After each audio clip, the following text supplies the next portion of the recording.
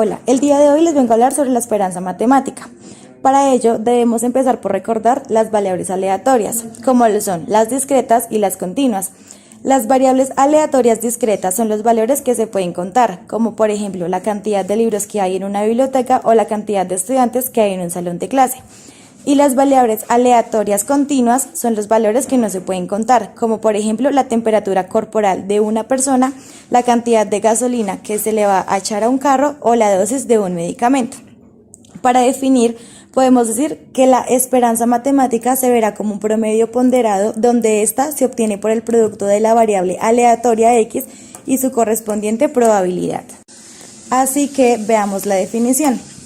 Si x es una variable aleatoria discreta y f de x, su valor de la función de probabilidad en x, el valor esperado de esta variable aleatoria es: la esperanza de x es igual a la sumatoria de x por f de x.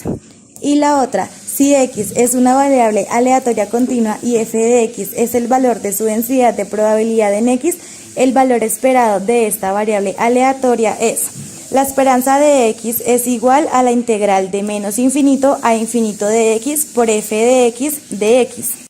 Para poder resolver estos ejercicios debemos de tener en cuenta el significado de cada variable aleatoria.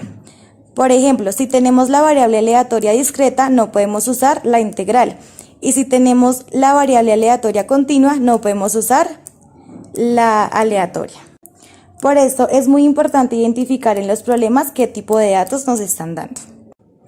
Ahora veremos un ejemplo de variables aleatorias discretas.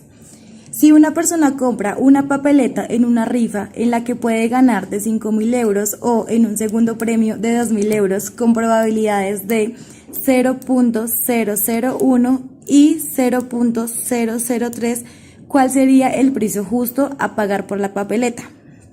Como es una variable aleatoria discreta, entonces vamos a usar la sumatoria.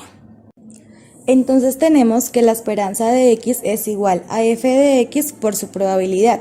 Así que f de x toma el valor de 5.000 euros por su probabilidad, que sería 0.001 más 2.000 euros por su probabilidad, que es 0.003.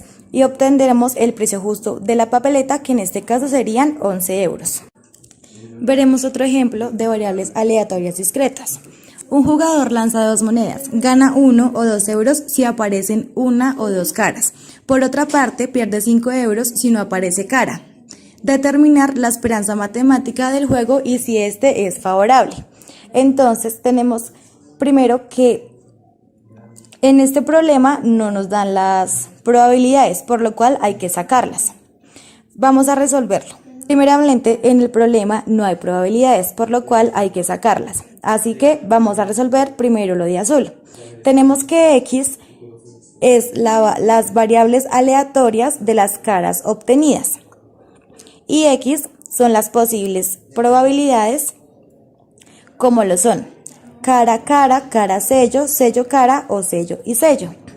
Entonces, la probabilidad de ganarnos 1 euro sería si nos sale una cara, o sea, son dos probabilidades de 4. Para ganar 2 euros son dos caras, en este caso es una probabilidad de 4. Y para perder 5 euros sería que no nos saliera ninguna cara, en este caso sería sello, sello, también una de 4 probabilidades. Y ahora vamos a sacar la esperanza de x. Como ya dijimos, para hallar una variable discreta debemos hacerlo por medio de una sumatoria.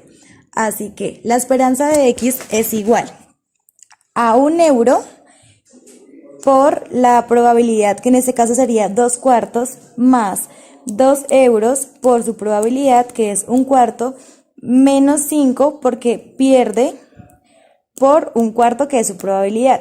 Y resolviendo esto tenemos que la esperanza de x es menos 1 cuarto, así que no es favorable. Ahora, un ejemplo de variables aleatorias continuas. Sabemos que la altura de cierto árbol sigue una distribución continua con la siguiente función de densidad. F de x es igual a x sobre 12 cuando 1 es menor que x menor que 1. Calcular la esperanza de x. Como tenemos variables aleatorias continuas, usaremos la integral. Así que la esperanza de x está dada por la integral de menos infinito a infinito de x por f de x de x.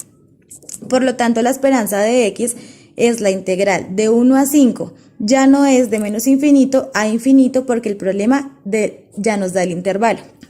Tenemos la integral 1 a 5 de x por nuestra función que es x sobre 12 de x.